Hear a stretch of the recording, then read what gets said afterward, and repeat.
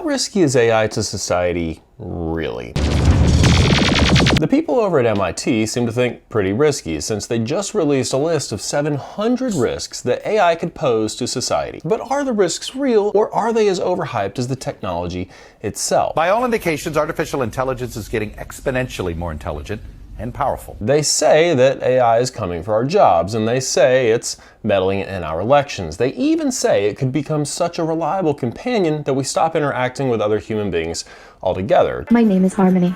I was created by robotic. My main objective is to be a perfect companion. To which I say I only exclusively text messages to the closest people in my life in one-sentence increments anyway, and I haven't accepted a phone call in like over 10 years. So the only thing I'm missing at this point is the actual digital companion part, if you don't count Reddit. But the reality of this technology, artificial intelligence, while having the capacity for great good in the world, also has the capacity for great harm. So what is the worst possible outcome? There's like a set of very bad outcomes. One thing I'm particularly worried about is that these models could be used for large-scale disinformation. Now that they're getting better at writing computer code, could be used for offensive cyber attacks. That's why the folks over at MIT have done the whole world a favor and created something called the AI Risk Repository. It's a freely available list in spreadsheet form of over 700 risks. So the question is, why do we need this list and who is it for? When you think of AI today, it's very easy to think of large language models like ChatGPT or Claude.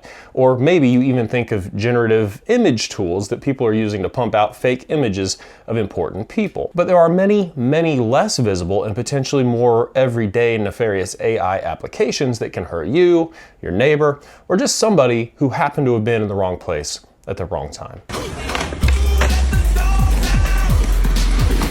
I'm going to give you an example from the discrimination and toxicity category, and this one is more specifically about unintentional discrimination. In many jurisdictions in the United States, AI systems have started to be deployed in courtrooms to help judges issue sentences to people convicted of crimes. Crafted by data scientists and criminal justice researchers, the algorithm, one of dozens of risk assessment tools being used around the country, promises to scrub the system of bias by keeping only the most dangerous behind bars. And if you weren't aware of that, well, surprise, that is something that's really happening. These AI systems are fed background information about the person in question, and then they spit out a score. The score tells the judge the likelihood that a person will reoffend or commit another crime. Then the judge is supposed to take that score and weigh it in their sentencing decision. These systems are sold as a kind of way to remove racial or emotional bias from a judge's decision by handing off the decision making to a blind and objective AI system. The problem is, research has discovered that these systems will misidentify black offenders as being more likely to reoffend at twice the rate it will misidentify a white offender to be likely to reoffend.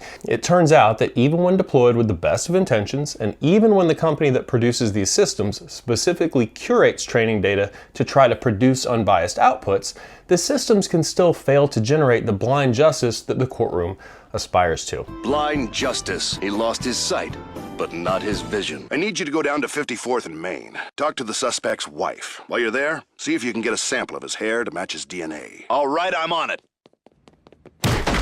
And this is affecting very real decisions that have long-term impact on real people's lives.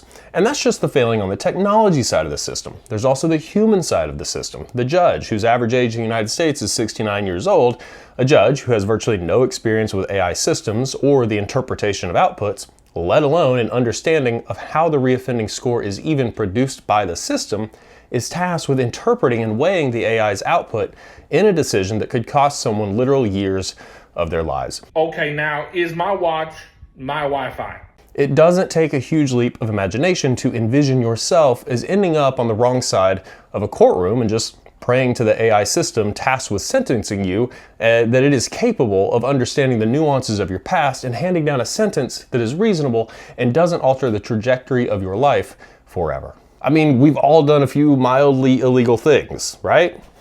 So this is where the MIT Risk Repository comes in. And frankly, I'm impressed that we as a species have had the foresight to try and understand and to head off risks like these.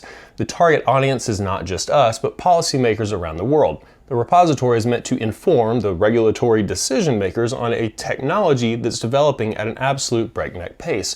We're already seeing artificially intelligent systems deployed at a rate much faster than they're being understood by the people using them, like the courtroom example that you and I just talked about. So in a lot of ways, we're behind the curve, no question about it. And I hope that this is a small step in broadening awareness of the very real risks associated with the new technology. And I encourage you to get involved also.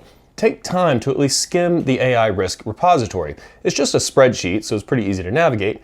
Make yourself broadly aware of what's in there, and then just pay attention to how things develop over the next few years. I once read something that really stuck with me about how as technology in the world advances, we as citizens should continually educate ourselves, at least at an elementary level, on the workings of the technology and its social implications. And in doing so, become kind of citizen scientists ourselves, not experts, mind you, but aware. And then you and I have the information and the intellectual knowledge necessary to voice our concerns to local, state, federal representatives when the technology is put to a use that we don't agree with or that is clearly causing harm. Guys, thanks for sticking it out here with me at TechBeat today. Like, subscribe, hit the notification bell to stay up to date on all things tech. Chuck, TechBeat today.